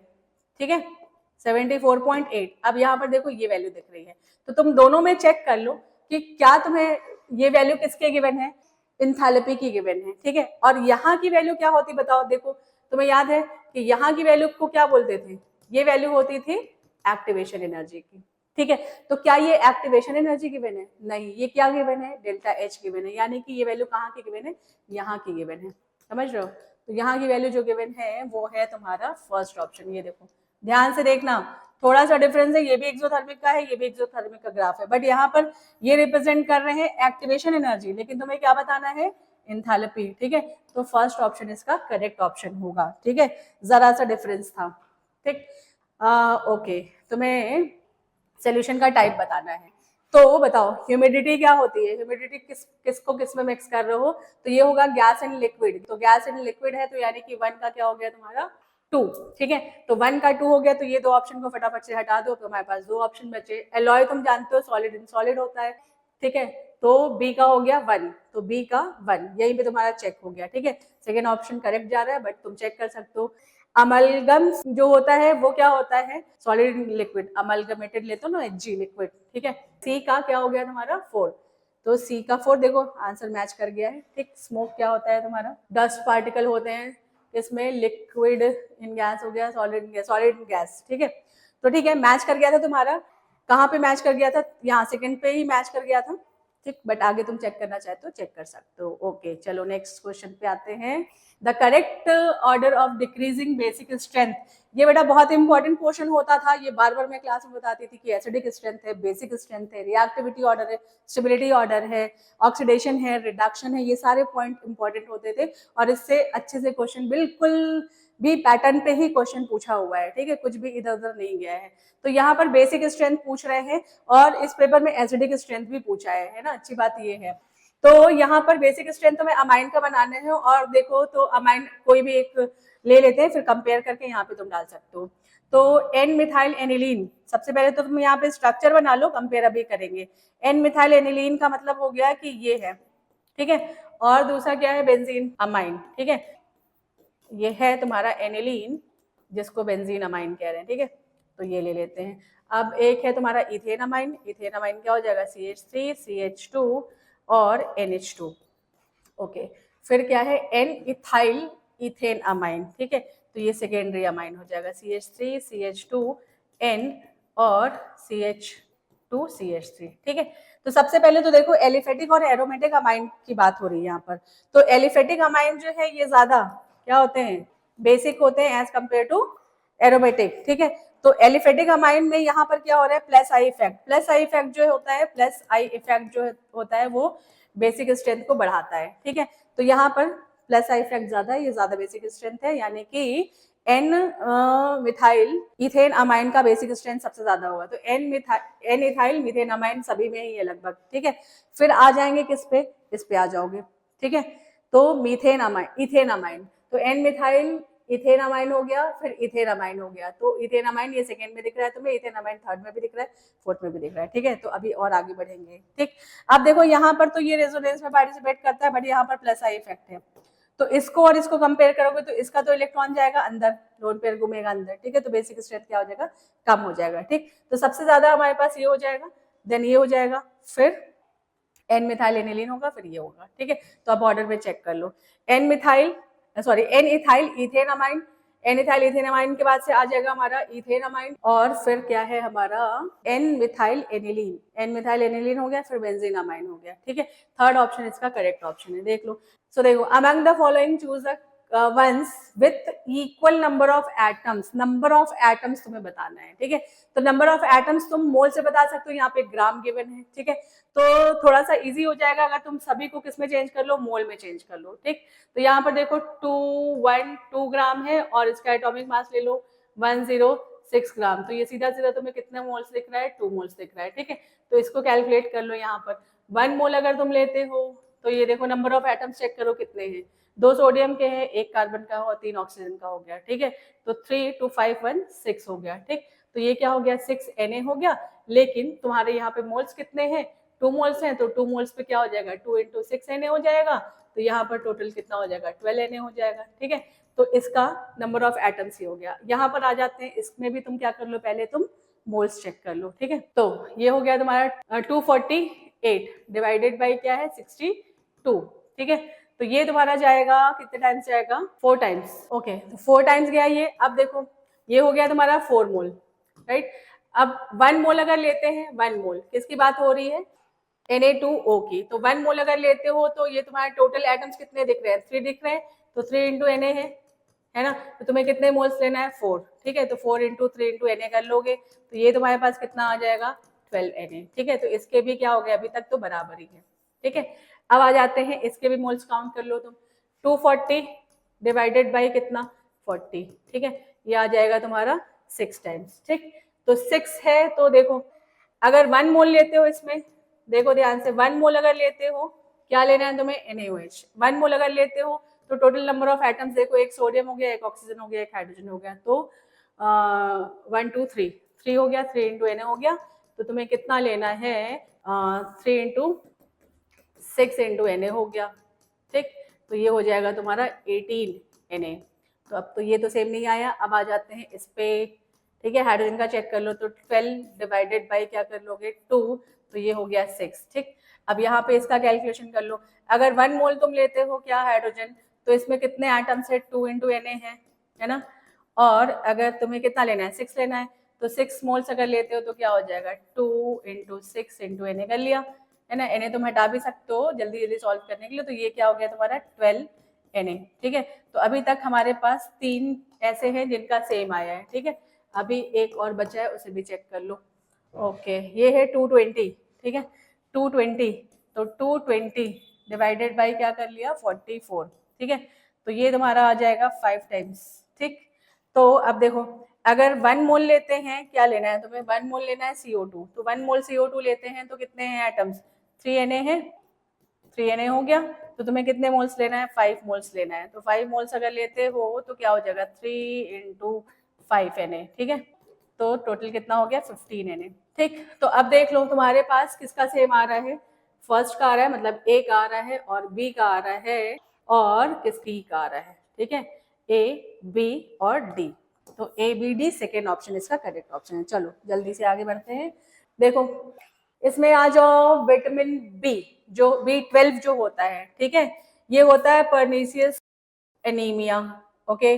डी के बारे में तो तुम बचपन से ही पढ़ते आ रहे हो, रिकेट्स होता है, ठीक है। B2 जो होता है ये होता है सिलोसिस, ठीक। और B6 जो होता है ये होता है कॉन्वुलेशन, ठीक है। तो चलो अब मैच हो गया है। तो ए का हमें क्या मिला A का 4, A का 4 जो है ये सेकेंड में है, तो ये तुम हटा दो, फर्स्ट एंड थर्ड ऑप्शन हटा दो, ठीक है। बी का क्या हो गया थर्ड, सी का हमें क्या मिल रहा है 1, ठीक है। सी का 1, ठीक है ये ऑप्शन है। अब बस तुम यहीं पे टिक लगा सकते हो। और डी का जो है वो क्या है डी का 2, डी का 2, ठीक है बस, ठीक है यही ऑप्शन मैच कर रहा है, ठीक। चलो जल्दी से आगे बढ़ेंगे। ओके देखो फिर से वही चीज की जो एसिडिक स्ट्रेंथ बेसिक स्ट्रेंथ जो है ये वेरी वेरी इंपॉर्टेंट क्वेश्चन था। और बहुत अच्छी बात है कि इस पोर्शन से क्वेश्चन पूछा गया और दोनों से पूछा गया है, ठीक है। ज्यादातर क्या होता है कि कभी एसिडिक से पूछ लेते हैं, कभी बेसिक स्ट्रेंथ से पूछ लेते हैं, बट इस साल जो है ये दोनों ही ऑर्डर दिए गए हैं, ठीक है। चलो देखो यहाँ पर जो है ये कार्बोक्सिलिक एसिड का ऑर्डर है, और यहाँ पर मैं अलग से बता दूं तुम्हें फॉर्मिक एसिड है ना, और एसिटिक एसिड है CH3COOH, और क्या है CH3 ट्वाइस CHCOOH, ठीक है। और भी है थ्राइस भी है, ओके चलो CH3 थ्राइस COOH, ये है बेटा, ठीक है। तो देखो क्या होता है कि जैसे जैसे तुम प्लस आई इफेक्ट बढ़ाते हो, प्लस आई इफेक्ट क्या करते हो बढ़ाते हो, तो प्लस आई इफेक्ट अगर बढ़ाते हैं तो कार्बोक्सिलेट आयन की स्टेबिलिटी जो होती है वो कम होती जाती है। तो एसिडिक स्ट्रेंथ भी क्या हो जाता है कम हो जाता है, यानी कि अल्काइल ग्रुप बढ़ेगा तो एसिडिक स्ट्रेंथ कम होगा, ठीक है।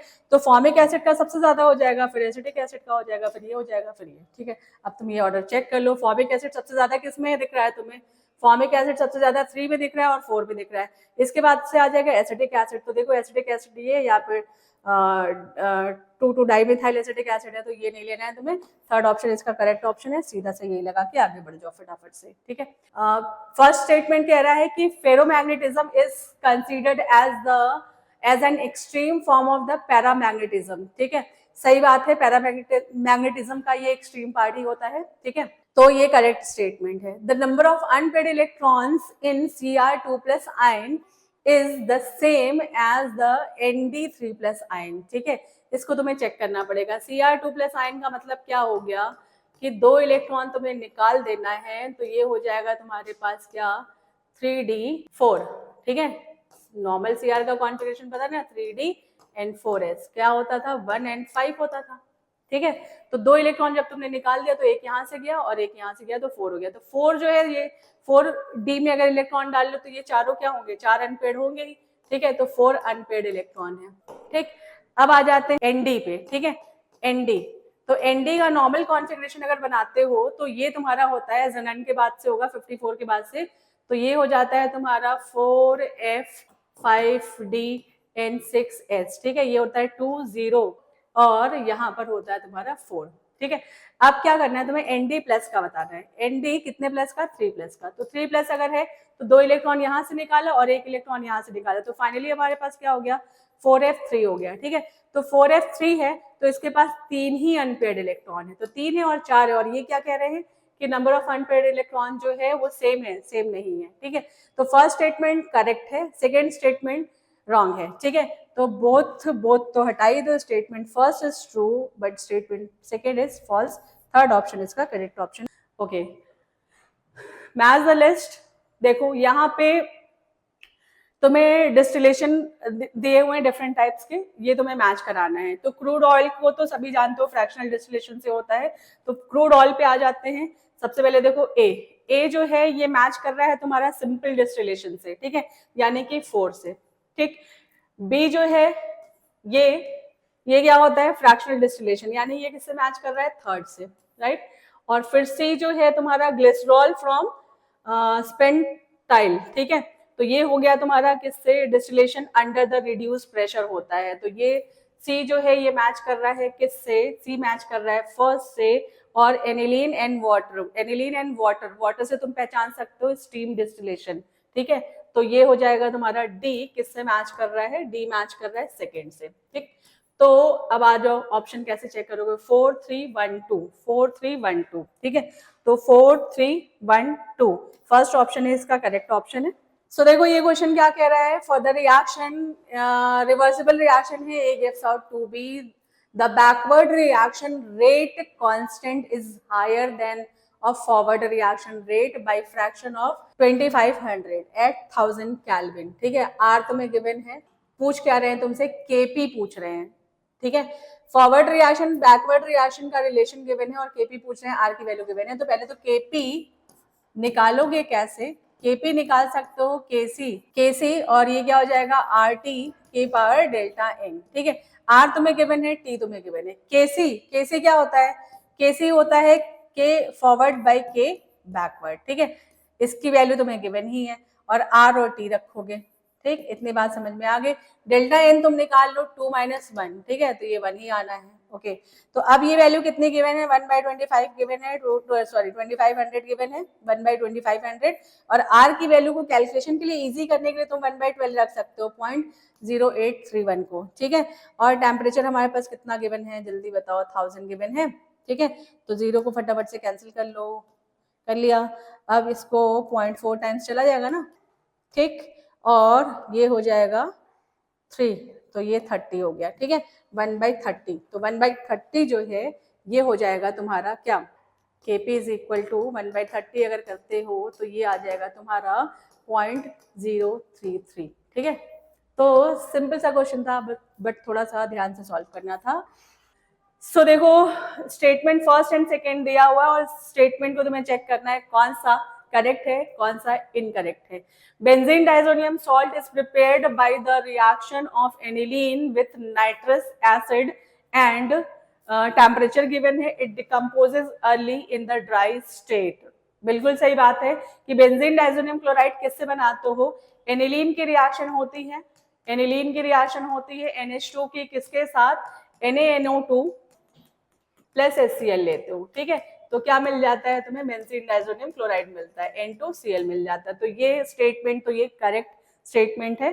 दूसरा क्या है स्टेटमेंट, देखो, insertion of iodine into the benzene ring is difficult, ठीक है, मतलब बेंजीन को अगर तुम आयोडिनेशन करते हो I2 के साथ रिएक्शन करा करके तुम क्या बनाना चाहो, अगर तुम आयोडोबेंजीन बनाना चाहो तो ये डिफिकल्ट होता है, क्योंकि जैसे ही HI बनता है ये आपस में कंबाइन होकर के वापस बेंजीन बना देता है। इतनी बात तो सही है।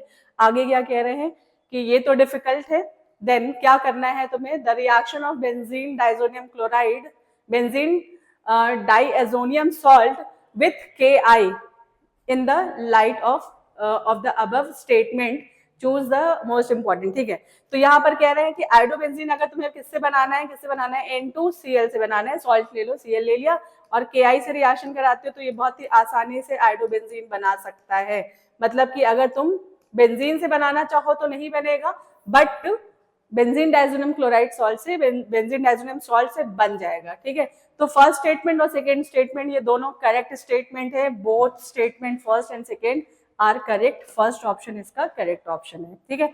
चलो नेक्स्ट क्वेश्चन देखेंगे। Okay, how many products including stereo isomers, देखो यहाँ पर बहुत ही खास बात है, स्टीरियो आइसोमर्स को भी तुम्हें काउंट करना है, right. So how many products are expected to monochlorination of the following compound, monochlorination का मतलब कि एक बार क्लोरिनेशन कराना है तुम्हें, ठीक है, सनलाइट के प्रेजेंस में होती है, फ्री रेडिकल सब्स्टिट्यूशन रिएक्शन होती है। तो यहाँ पर कार्बन के टाइप्स तुम देख लो, इस कार्बन पे हो सकता है, इस पे हो सकता है, इस पे हो सकता है, इस पे हो सकता है, और इस पे और ये दोनों तो सेम है, ठीक है। तुम्हें चेक करना है कितने टाइप्स बन रहे हैं। तो सबसे पहले यहाँ से स्टार्ट कर लो, तो CH2 यहाँ का H सब्स्टिट्यूट किया और ये हो गया CH और ये हो गया CH3 और CH2 एंड CH3, ठीक है। तो अब देखो ये जो कार्बन तुम्हें दिख रहा है, ये कार्बन जो है, ये कार्बन, ये देखो कायरल कार्बन हो गया ना, ये वाला, ये तो नहीं हुआ बट ये हो गया, ठीक। तो इसके 2 आइसोमर्स को तुम काउंट कर सकते हो, राइट। दूसरा स्ट्रक्चर बनाओ, दूसरा तुम सब्स्टिट्यूशन कहाँ से कर लो, ये देखो यहाँ से सब्स्टिट्यूशन कर लिया, Cl हो गया और ये हो गया CH2 और ये हो गया CH3। अब देखो ये कार्बन क्या कायरल कार्बन है, कायरल नहीं है ये, बट सब्स्टिट्यूशन में एक मोनो सब्स्टिट्यूटेड प्रोडक्ट काउंट होगा, ये इसके 2 नहीं काउंट होंगे, इसका कितना काउंट होगा 1, ठीक है। और क्या बन सकता है, देखो यहाँ से H को हटा दो तुम, तो एक स्ट्रक्चर जो है वो हम कहाँ बनाएंगे, ये देखो ये हो गया Cl और ये हो गया CH3। अब ये जो कार्बन है ये कायरल कार्बन है ना, तो कायरल है तो ये 2 आइसोमर्स काउंट होगा इसका, तो 2 इसको काउंट कर लोगे और एक अब यहाँ बचा हुआ है, यहाँ से भी तुम सब्स्टिट्यूट कर सकते हो। तो ये देखो CH2 हो गया और ये CH2Cl, ठीक है। तो देखो एक इसका काउंट हो जाएगा, तो 1 स्ट्रक्चर ये हो गया, काउंट कर लो 2 4 5 एंड 6 आइसोमर्स इसके पॉसिबल होंगे। चलो आगे। Okay, among the given compounds 1 to 1 2 3 तुम्हें चेक करना है, the correct order of bond dissociation energy of CH bond, ठीक है। तो यहाँ पर तुम हाइब्रिडाइजेशन से निकाल सकते हो, sp की सबसे ज्यादा होती है, देन sp2 देन sp3, ठीक है। तो यहाँ पर तुम हाइब्रिडाइजेशन देख लो, यहाँ जहाँ स्टार लगा है वो H तुम्हें निकालना है, ठीक है। ये हो गया तुम्हारा sp, ये हो गया तुम्हारा sp2 और ये कार्बन जो है ये क्या है sp3, ठीक है। तो इसके अकॉर्डिंग चेक करते हैं, तो सेकेंड जो है ये ग्रेटर देन क्या होगा, फर्स्ट होगा, देन ग्रेटर देन थर्ड, ठीक है। तो 2 1 3 2 1 3 2 1 3 फर्स्ट ऑप्शन इसका करेक्ट ऑप्शन है। चलो next, Which one of the following compounds does not decolorises bromine water? Bromine water को डीकलराइज जो करते हैं अनसैचुरेटेड कंपाउंड करते हैं, ठीक है। और यहाँ पर फिनॉल का भी एक टेस्ट तुम्हें पता है, ब्रोमीन वाटर से रिएक्शन होता है तो व्हाइट पीपीटी बनता है, तो यहाँ पर भी डीकलराइजेशन हो जाता है, एनिलीन भी व्हाइट पीपीटी बनाता है। तो तुम अगर चेक करो तो यहाँ पर देखो डबल बॉन्ड है, ये भी देगा, है ना, ये भी डीकलराइज कर देगा, ये भी कर देगा, ये नहीं कर पाएगा। आगे बढ़ो। चलो ओके, बहुत ही अच्छा सा ऑर्गेनिक का क्वेश्चन है ये। The major product of the following reaction, अब देखो यहाँ पर ग्रिग्नार्ड रीजन बड़ा ही फेमस रिएजेंट होता है, तुम्हें लगभग हर चैप्टर में इसकी रिएक्शन मिल ही जाती है, ठीक है। तो ग्रिग्नार्ड रिएजेंट की रिएक्शन करानी है और ग्रिग्नार्ड रिएजेंट जो है वो एक्सेस क्वांटिटी में लेना है, ठीक है। तो पहले जब तुम लोगे तो यहाँ पर सबसे पहले तो ये कार्बोनिल पे ही अटैक करता है, ठीक है। तो कार्बोनिल पे अटैक करता है तो तुम्हें क्या मिलेगा यहाँ पे, देखो शॉर्ट ट्रिक अगर तुम्हें पता है तो यहाँ पर ये जो नेगेटिव पार्ट है इसका नेगेटिव पार्ट इस कार्बन के पास आ जाता है, वाटर का H आ जाता है O के पास, ठीक है। तो यहाँ पर तुम्हें मिलेगा CH3 और यहाँ हो जाएगा OH, ठीक। और तुम्हें लेना है, ठीक है। अब अगर तुम और लेते हो ग्रिग्नार्ड रिएजेंट CH3 MgBr, ठीक है, तो अब अटैक कहाँ करेगा ये, अब CN पे अटैक करेगा, ठीक है। C ट्रिपल बॉन्ड N होगा, C ट्रिपल बॉन्ड N पे अगर अटैक कराते हो तो ये इलेक्ट्रॉन इधर गया तो तुम्हारे पास कार्बन कहाँ आ जाएगा, इस कार्बन पे आ जाएगा, ठीक है। तो ये हो गया C के पास C आ जाएगा CH3 और डबल बॉन्ड N H और इसके साथ तुम्हारा MgBr चला जाएगा, ठीक है। जब इसका हाइड्रोलिसिस करोगे तो यहाँ से ब्रेक करो, ऑक्सीजन कहाँ चला आएगा, इसके पास, ठीक है। मतलब यहाँ से ब्रेक करोगे तो टूटेगा ये, 2 ऑक्सीजन आएंगे यहाँ से, जब H वाटर दोगे तो 2 H यहाँ आ जाएंगे, NH2 निकल जाएगा, ठीक।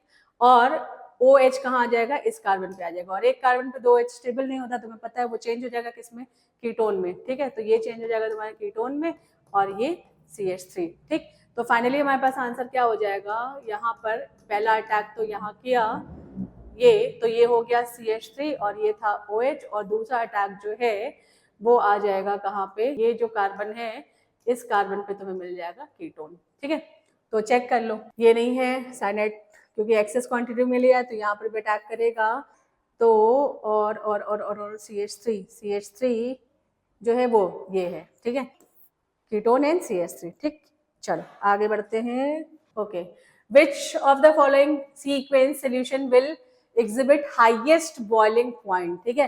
हाईएस्ट बॉइलिंग पॉइंट है, तो हाईएस्ट बॉइलिंग पॉइंट जब तुम्हें निकालना है तो डेल्टा टी भी अगर निकाल लोगे तो बॉइलिंग पॉइंट उससे निकल जाएगा, और यहाँ पर सीधा सा फॉर्मूला तुम्हारा डेल्टा टी भी जो है ये सिर्फ और सिर्फ किस पे डिपेंड कर लेगा, तुम्हारा आई फैक्टर पे ही कर लेगा, आयनाइजेशन पे, ठीक है।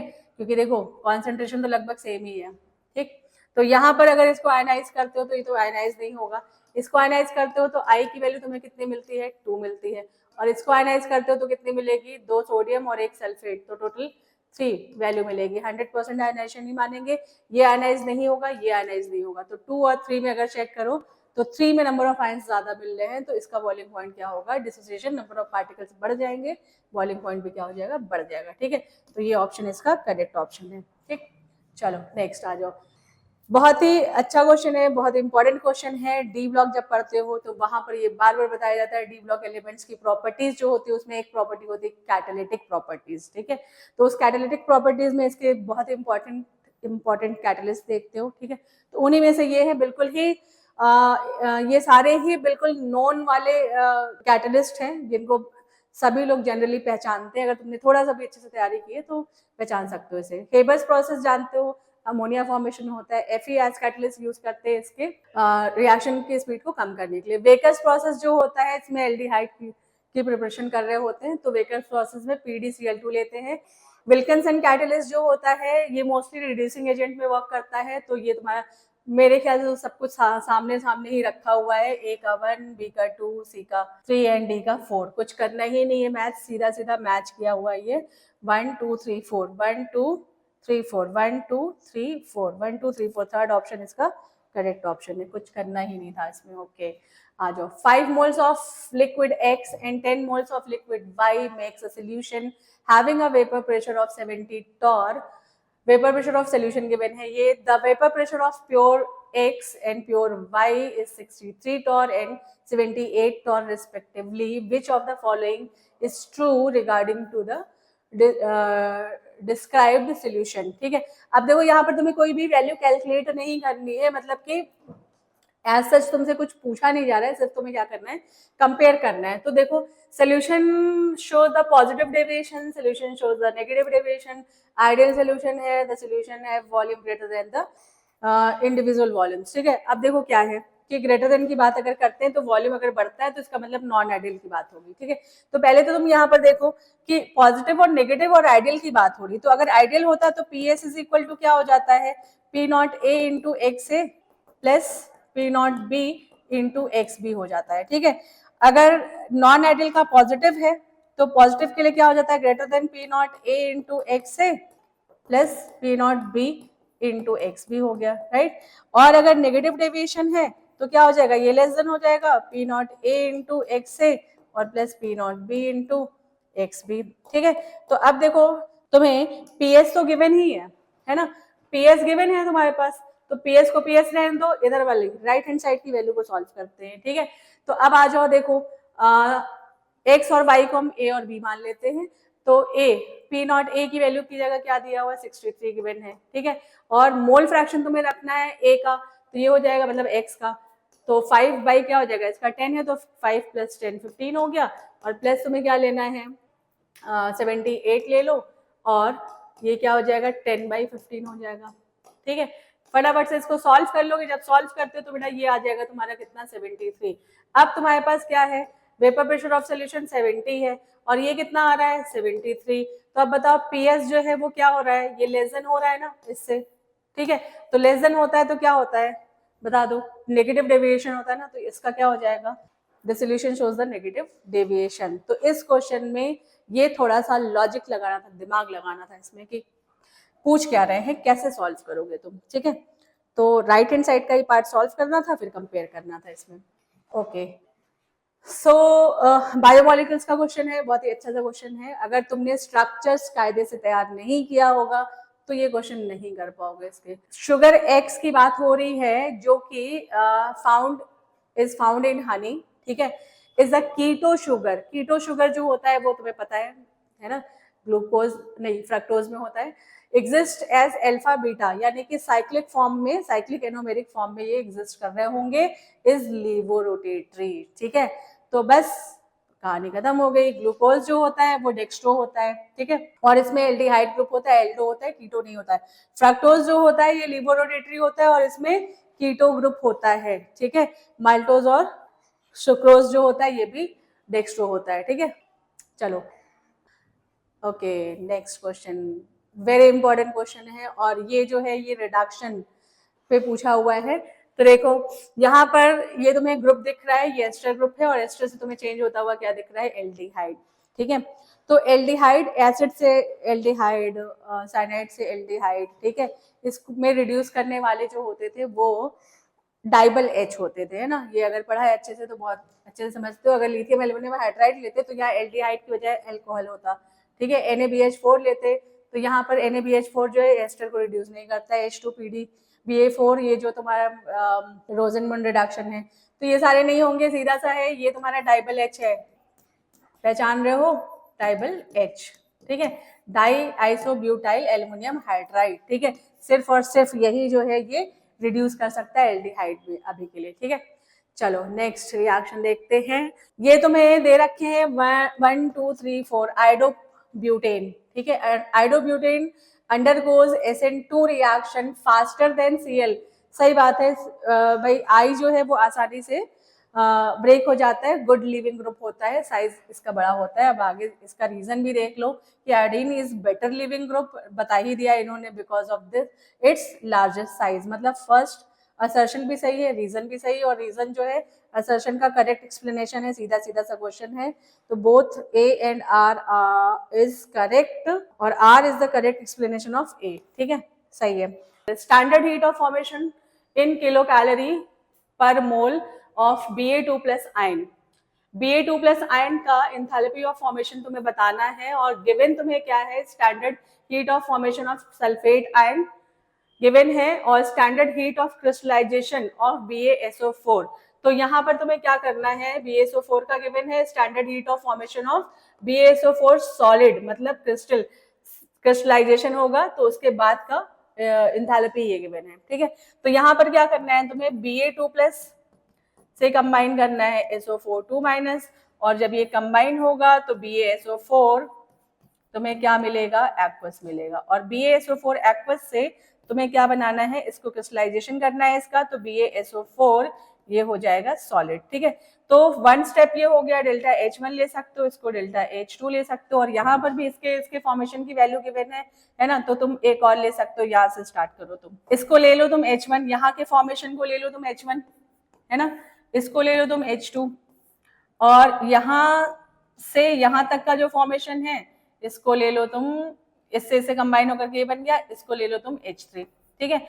और ये है तुम्हारा डायरेक्ट H, जिसको डेल्टा H से रिप्रेजेंट कर लो क्रिस्टलाइजेशन का। तो तुमसे डायरेक्ट क्रिस्टलाइजेशन का पूछे, हेस लॉ अप्लाई कर सकते हो बड़े आराम से यहाँ पे। तो डेल्टा H फॉर्मेशन जो है वो क्या हो जाएगा, enthalpy of Ba2 plus ion plus enthalpy of sulphate ion, ठीक है, और प्लस इंथैल्पी हो जाएगी किसकी, ये हो जाएगी BaSO4 किसकी, अगर इसको क्रिस्टलाइजेशन करते हो इसका, ठीक है, तो सॉलिड का, ठीक। तो ये हो गया। इसकी वैल्यू तुम्हें क्या दे रखे हैं, इसकी वैल्यू गिवन है तुम्हें 349 और इसकी वैल्यू तुम्हें बतानी है delta H Ba2 plus ion, और इसकी वैल्यू तुम्हें गिवन है माइनस कितना गिवन है, माइनस गिवन है माइनस गिवन है कितना, देखो सल्फेट आयन की कितनी है, -216 और तुम्हें प्लस क्या करना है -4.5, ठीक है। तो इसे तुम ऐड कर लो फटाफट से, delta H Ba2 plus ion हो गया और ये हो जाएगा तुम्हारा कितना, माइनस में हो जाएगा 216 है और ये हो गया 4.5, तो ये हो गया 5 और 6 4 10 हो गया और 1 1 2 हो गया, 220.5 हो गया, ठीक है। अब तुम्हें ये निकालना है, चलो तुम्हें क्या बताना है, एंथैल्पी Ba2 प्लस आयन की बतानी है। तो कहाँ आ जाओगे, ये आ गया माइनस में 349 और तुम्हें इसमें क्या करना है, ऐड कर देना है 220, क्या करना है 220.5, ठीक है। तो ऐड कर लो, मतलब इससे तुम माइनस करोगे तो क्या आ जाएगी वैल्यू तुम्हारी, चेक कर लो, ये तुम्हारा आने वाला है कितना आएगा 128.5 आएगा और किस में आएगा, माइनस में आ जाएगा, ठीक है। कैलकुलेशन एक बार तुम चेक कर लेना, ठीक। तो प्रोसेस ये है, हेस लॉ अप्लाई होना था इसमें, right. Total number of possible isomer बताना है, both structural as well as stereo, ठीक है, ऑफ अ साइक्लिक ईथर, ठीक है। चलो अच्छी बात है, यहाँ पर बता दिया है कि साइक्लिक कंपाउंड है तो थोड़ी सी हेल्प मिल गई है, बट यहाँ पर थोड़ा सा डिफिकल्ट पोर्शन है क्योंकि साइक्लिक है, तुम्हारा ईथर भी है ना, हेट्रोसाइक्लिक भी बन सकता है और उसमें स्ट्रक्चर के साथ स्टीरियो भी बताना है, ठीक। तो चलो देखते हैं, बनाते हैं। तुम्हारे पास 4 कार्बन है और 8 हाइड्रोजन है, ठीक, और 1 ऑक्सीजन है। तो पहले तो हम हेट्रो एटम बना करके चेक कर लेते हैं। एक कंपाउंड ये बना सकते हो, देखो 1 2 3 4 4 है, ठीक। इसमें कोई स्टीरियो आइसोमरिज्म नहीं वर्क करेगा, मतलब इसका स्टीरियो आइसोमर नहीं होगा। और अभी हमने क्या लिया, 4, मतलब 4 मेंबर्ड साइक्लिक रिंग बनाया, तो एक कार्बन को क्या कर देंगे बाहर, ठीक है, यहाँ पर बाहर कर दिया, ठीक। तो ये तुम्हारा एक स्टीरियोजेनिक सेंटर हो गया, तो 2 आइसोमर इसके बन जाएंगे, ठीक है। 4 पे तुम मिथाइल को इधर रख लो, ठीक है। तो प्लेन ऑफ सिमेट्री हो रही है तो ये नहीं बनाएगा, मतलब एक स्ट्रक्चर तो ये पॉसिबल होगा, काउंट करोगे इसको। और अब आ जाते हैं 3 मेंबर्ड साइक्लिक रिंग बना लो, ठीक है, हेट्रोसाइक्लिक। तो अब 3 मेंबर हेट्रोसाइक्लिक बनाते हो तो 2 कार्बन तो तुम्हें बाहर करना पड़ेगा, CH3 और CH3, क्योंकि 2 ही कार्बन रिंग के अंदर है। तो अब ये जो है ये तुम्हारा स्टीरियोजेनिक सेंटर ये भी है और ये भी है, ठीक है। तो अब इसके सिस एंड ट्रांसफॉर्म बनेंगे तो इसका पॉसिबल फॉर्म बन सकता है, ये बना सकता है, क्या बना सकता है, RR हो सकता है, SS भी बना सकता है और R और S भी बना सकता है, ये इसके 3 पॉसिबल होंगे, ठीक है। तो यहाँ पे 3 काउंट कर लो तुम, ठीक। अब आ जाते हैं, एक ही पे तुम 2 कार्बन लगा लो, ठीक है, ये और ये स्टीरियोजेनिक सेंटर हो जाएगा, तो 2 इसके काउंट कर लोगे, ठीक है, हो गया ये। अब और भी कोई बचा हुआ है, ये ले सकते हो तुम, 3 मेंबर्ड साइक्लिक रिंग ले लो ऐसा, और एक OCH3 ये भी बन जाएगा, ठीक है। और स्टीरियोजेनिक सेंटर इसमें है नहीं तो इसमें पॉसिबल नहीं होगा। तो अब अगर काउंट करते हैं तो 1 स्ट्रक्चर ये काउंट हो गया, है ना, 2 ये हो गया, 1 ये हो गया, ठीक, और 3 ये हो गया और ये, ठीक है। और कोई छूट रहा है, चेक कर लोगे, 5 4 का एक और हो गया, ठीक है, और 3 का एक ये हो गया, हाँ एक और स्ट्रक्चर छूट रहा है, देखो ये भी तुम कर सकते हो ना, देखो एक ही कार्बन पे 2 मिथाइल ग्रुप भी लगा सकते हो, है ना, स्टीरियोजेनिक सेंटर नहीं है, ये भी काउंट हो जाएगा 1, ठीक है। तो अब काउंट कर लो कितना हो गया, 3 2 5 हो गया, 6 हो गया, 7 हो गया, 8 9 हो गया, 10 हो गया, और 1 11 हो गया, 11 इसके पॉसिबल होंगे। चलो आगे बढ़ते हैं। Okay, identify the correct order against the property mention. ठीक है, डाइपोल मोमेंट गिवन है, डाइपोल मोमेंट जो है बिल्कुल सही ऑर्डर गिवन है, वाटर का ज्यादा होता है as compare to NH3 and ये तो करेक्ट ऑप्शन है। ठीक है, number of lone pair of electron बताना है तुम्हें। Number of lone pair of electron की अगर बात करें तो देखो Hg के पास 8 इलेक्ट्रॉन होते हैं, 4 यहाँ पर बॉन्डिंग हो चुका है, तो तुम्हारे पास 4 बचा हुआ है, मतलब 2 लोन पेयर है यहाँ पर, 2 लोन पेयर है यहाँ पे 1 लोन पेयर है। ठीक है, और 2 और 1 ग्रेटर देन तो नहीं है, ये तो लेस देन ही हो गया, तो यहीं पे कट कर लो तुम इसे। ठीक है, बॉन्ड लेंथ का ऑर्डर जो है वो बॉन्ड लेंथ का ऑर्डर ये नहीं होता है। ठीक है, NO का ग्रेटर होता है देन CH। ठीक है, और बॉन्ड एनर्जी की बात करें तो ट्रिपल बॉन्ड की बॉन्ड ऑर्डर जो है वो ज्यादा होता है, ट्रिपल बॉन्ड का बॉन्ड ऑर्डर ज्यादा होगा as compare to double and single. ठीक है, तो बॉन्ड ऑर्डर जितना ज्यादा होगा उतनी बॉन्ड एनर्जी ज्यादा होती, तो ये सही ऑर्डर गिवन है, यानी कि तुम्हारे पास A और कौन सा ऑप्शन सही है, D option, A and D first option इसका करेक्ट ऑप्शन है। ओके, तो higher yield of NO is, तुम्हें क्या करना है, NO का फॉर्मेशन बढ़ाना है और उसके लिए कुछ ये कंडीशंस दे रखी हैं, तो कौन सी कंडीशन इसमें अप्लाई करोगे कि फॉर्मेशन ऑफ NO इंक्रीज हो जाए। Le Chatelier principle chemical equilibrium का क्वेश्चन है ये। तो देखो यहाँ पर जो प्रोसेस है ये कैसा प्रोसेस है, एंडोथर्मिक प्रोसेस है। ठीक है, एंडोथर्मिक प्रोसेस है, यानी कि NO के फॉर्मेशन के लिए हीट को एब्जॉर्ब करना होगा, तो अगर तुम टेम्परेचर बढ़ाते हो, ठीक है, तो फॉर्मेशन क्या हो जाएगा, बढ़ जाएगा। तो पहला ऑप्शन तुम चेक कर लो क्या है, हायर टेम्परेचर बढ़ाओगे तो फॉर्मेशन बढ़ेगा, ये करेक्ट ऑप्शन है। लोअर टेम्परेचर इनकरेक्ट है। Higher the concentration of N2, effect of concentration है ये, अगर तुम कॉन्सेंट्रेशन इधर का बढ़ाते हो रिएक्टेंट का तो प्रोडक्ट का फॉर्मेशन बढ़ता है, अगर इधर का बढ़ाओगे तो इधर का फॉर्मेशन बढ़ेगा। तो यानी कि अगर तुम्हें NO का फॉर्मेशन बढ़ाना है तो N2 का कॉन्सेंट्रेशन भी बढ़ाना होगा और O2 का भी बढ़ाना होगा। तो higher the concentration of N2 ये भी फेवर करेगा NO के लिए, higher the concentration of O2 ये भी फेवर करेगा। ठीक है, तो ओवरऑल हमारे पास A C एंड D ये करेक्ट ऑप्शन है, तो ACD जो है ये फोर्थ ऑप्शन हमारा करेक्ट ऑप्शन है। ठीक है, चलो देखते हैं नेक्स्ट क्वेश्चन। चलो next question, if the rate constant for the reaction is 0.03 per second, how much time does it take for 7.2 moles per liter concentration of the reactant to get reduced to 0.9 moles per liter। Chemical kinetics का ये एक दूसरा question तुम्हें मिल गया है, जो कि फिर तुम हाफ लाइफ से कंपेयर कर सकते हो, लेकिन अगर तुम इसे नहीं करना चाहते हो तो यहाँ पर तुमसे क्या पूछ रहे हैं, टाइम पूछ रहे हैं, और ये किस ऑर्डर की रिएक्शन है, ये तुम्हें रेट कांस्टेंट गिवन है, कहीं पे तुम्हें ऑर्डर मेंशन नहीं किया हुआ है, बट तुम यूनिट से बता सकते हो। ठीक है, पर सेकेंड किसकी यूनिट होती है, फर्स्ट ऑर्डर की यूनिट होती है, तो तुम सीधा सा फॉर्मूला ये लगा सकते हो, T इज इक्वल टू 2.303 और K की वैल्यू तुम्हारे पास गिवन है 0.03 और लॉग इनिशियल कॉन्सेंट्रेशन कितना है 7.2 और डिवाइडेड बाय क्या हो गया तुम्हारा 0.9। ठीक है, ये दोबारा कैंसिल हो जाएगा, 8 टाइम्स हो जाएगा, ये हो गया 2.303 और 0.03 हो गया, और ये log 8 की वैल्यू कितनी हो जाएगी 0.9। ठीक है, 0.9 हो गया। अब बस तुम इसे सॉल्व कर लो, हमारा आ जाएगा 69 पॉइंट कितना आएगा 69.3। ठीक है, ये आ जाएगा। दूसरा तरीका तुम्हारे पास क्या था, अगर तुम थोड़ी सी कोशिश कर लेते तो यहाँ पर मतलब चॉइस है तुम्हारी 7.2 का अगर हाफ करते हैं तो ये हो जाएगा तुम्हारा कितना 3.6, इसका हाफ करते हो तो ये कितना हो गया तुम्हारे पास, बताओ कितना हो गया 1.8, और इसका भी हाफ करते हो तो तुम्हारा कितना हो गया 0.9। ठीक है, तो 7.2 से कहाँ तक पहुंच रहे हो 0.9 तक। ठीक, तो यहाँ पर first half life, second half life and third half life. ठीक, तो यहाँ से यहाँ तक पहुंचने में टोटल कितने हाफ लाइफ हो रहे हैं, 3 हाफ लाइफ हो रहे हैं। ठीक है, तो तुम ऐसे भी सॉल्व कर सकते थे, तो टाइम जो यहाँ पर लगेगा वो 3 टाइम्स ऑफ हाफ लाइफ लगेगा, ये भी कह सकते हो। ठीक है, और 3 हो गया, और हाफ लाइफ की वैल्यू कितनी होती है 0.693 बाई के।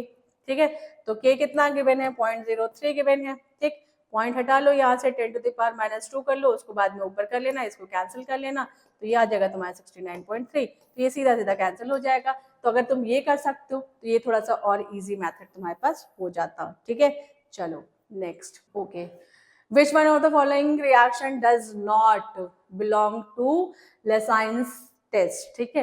तो लेसाइंस टेस्ट जो होता है वो नाइट्रोजन, सल्फर और हैलोजन की डिटेक्शन के लिए होता है, ठीक है। तो सीधा सीधा तुम्हें दिख रहा है नाइट्रोजन, सल्फर, यहाँ से भी तुम पहचान सकते हो, ठीक है, अगर तुमने पहले पढ़ा हुआ है तो डज नॉट पूछ रहे हैं, तो डज नॉट में फोर्थ ऑप्शन इसका करेक्ट ऑप्शन है, ठीक है। तो होपफुली तुम्हें सारे क्वेश्चन समझ में आए होंगे और इनका ट्रिक्स भी समझ में आया होगा कैसे सिंपल तरीके से इसको सॉल्व कर सकते हो, ठीक है। ओके, तो ये सारे क्वेश्चंस हो गए हैं, होपफुली तुम्हें समझ में आया होगा कि इसको कैसे सॉल्व करना था। बिल्कुल लॉजिक लगानी थी, क्वेश्चन सारे इजी थे, बट कॉन्सेप्ट के साथ सॉल्व करना था, ठीक है। चलो फिर मिलते हैं नेक्स्ट वीडियो में, तब तक के लिए बाय बाय, टेक केयर।